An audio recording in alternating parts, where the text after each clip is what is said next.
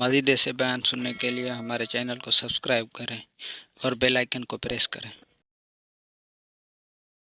فضائل و برکات ہیں، بہت سارے واقعات، بہت ساری حدیثیں فضائل درود میں ملتی ہیں، مگر بعض اوقات ایسا ہوتا ہے کہ کچھ لوگ یہ سمجھتے ہیں کہ درود پاک بڑی اچھی چیز ہے، پڑھ لیں تو بڑا کمال ہے، لیکن نہ پڑھیں تو کوئی پرابلم نہیں ہے۔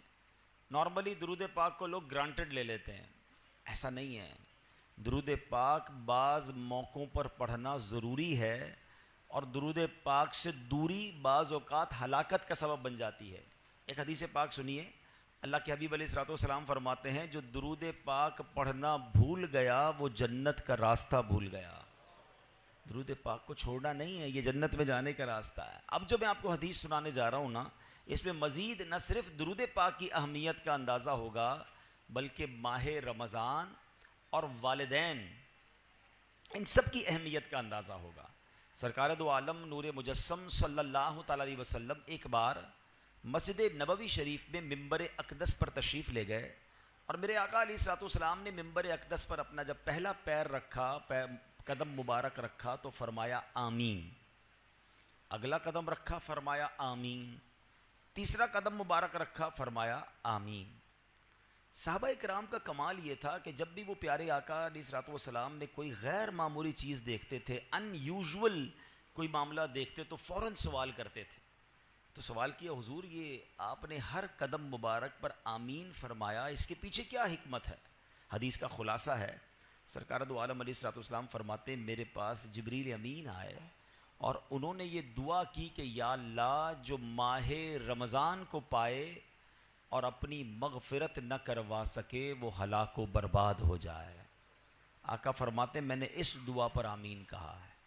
دوسری سیڑھی پر قدم رکھا تو جبریل امین نے دعا کی کہ یا اللہ جو اپنے ماں باپ کو بڑھاپے میں پائے اور ان کی خدمت اسے جنت میں نہ پہنچائے تو وہ ہلاک و برباد ہو جائے۔ آقا فرماتے ہیں میں نے اس دعا پر آمین کہا۔ اور تیسری سیڑھی پر جب قدم رکھا تو نبی پاک علیہ الصلوۃ والسلام فرماتے ہیں کہ جبریل امین نے دعا کی کہ یا اللہ جو نبی پاک علیہ الصلوۃ والسلام کا نام سنے اور آپ پر درود نہ پڑھے وہ بھی ہلاک و برباد ہو جائے۔ میرے آقا فرماتے ہیں میں نے اس دعا پر آمین کہا۔ اب ذرا غور کیجئے، سب سے پہلے تو یہ سمجھتے ہیں اس دعا کی امپورٹنس کتنی ہے، اس دعا کا مرتبہ کتنا ہے۔ دعا کرنے والے کون ہیں؟ فرشتوں کے سردار جبریل امین، اور آمین کہنے والے کون ہیں؟ نبیوں کے سردار صلی اللہ تعالی علیہ وسلم، جناب رحمت للعالمین۔ اٹ مینز دعا کے قبولیت میں تو کوئی شک نہیں ہے۔ اب یہ تینوں کام بڑے اہم ہو گئے نا، رمضان ملے اور مغفرت نہ ہو وہ مارا جائے گا، وہ برباد ہو جائے گا۔ لیکن آپ سوچیں کہ رمضان میں میری اور آپ کی مغفرت کا انتظام کیسا کیا رب نے۔ آئے ہائے، قربان جائیں اللہ کی رحمت پر۔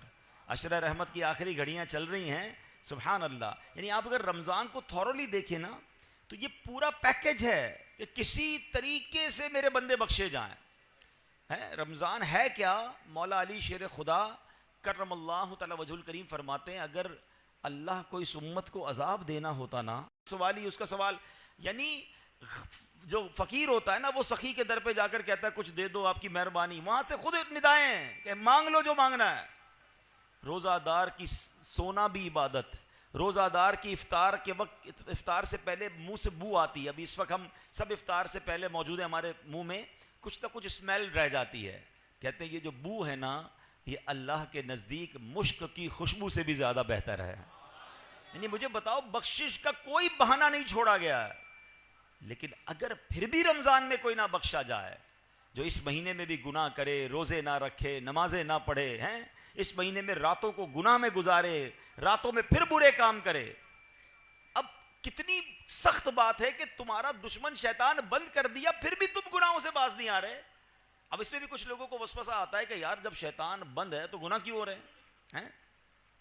تو اس کی وجہ یہ علماء نے بڑی پیاری مثال دی کہ اگر آپ سائیکل چلائیں اور چلاتے چلاتے بہت دیر تک چلاتے رہے، اس کے بعد پیڈل مارنا چھوڑ دیں، پھر بھی سائیکل کافی دیر تک چلتی رہتی ہے۔ تو 11 مہینے جو شیطان نے پیڈل مارے نا ہم پر، تو یہ سائیکل کو بریک تو اچھا سائیکل پیڈل مارنا چھوڑ دیں پھر رکے گی کیسے؟ ایک بار روک دیں اب نہیں چلے گی، کیونکہ جب تک آپ پیڈل نہیں ماریں گے سائیکل نہیں چلے گی۔ ایسا ہی ہے نا، ہم بریک نہیں مارتے، ہونا یہ چاہیے پہلی رمضان کو ہی بریک لگا دیں کہ بس اب گناہ نہیں کرنے، ساری بری عادتیں ختم، سارے دوست گناہوں والے دوست دور، موبائل میں سارے وہ تمام گروپ سے ایگزٹ، تمام پیجز سے باہر جو مجھے گناہ کرواتے، بریک تو لگاؤ نا، پھر نہیں ہوگا رمضان میں گناہ۔ اگر بریک ہی نہیں لگ رہا، ہمیں دوست بھی وہی چاہیے، ہمیں موبائل میں بھی وہی دیکھنا ہے، ہمیں جناب معاذ اللہ ٹی وی میں بھی وہی دیکھنا ہے، تو آپ سوچیں رمضان میں گناہ کی پنشمنٹ بھی زیادہ ہے، اس کی سزا بھی زیادہ ہے، مگر لوگ گناہوں سے باز نہیں آتے رمضان میں۔ ایک حدیث سے اس کی سیویرٹی، اس کی سختی سمجھو، ہیں حدیث پاک کا مضمون ہے جو رمضان میں ایک گناہ کرے، ایک گناہ، اس کے 1 سال کے اعمال برباد کر دیے جائیں گے۔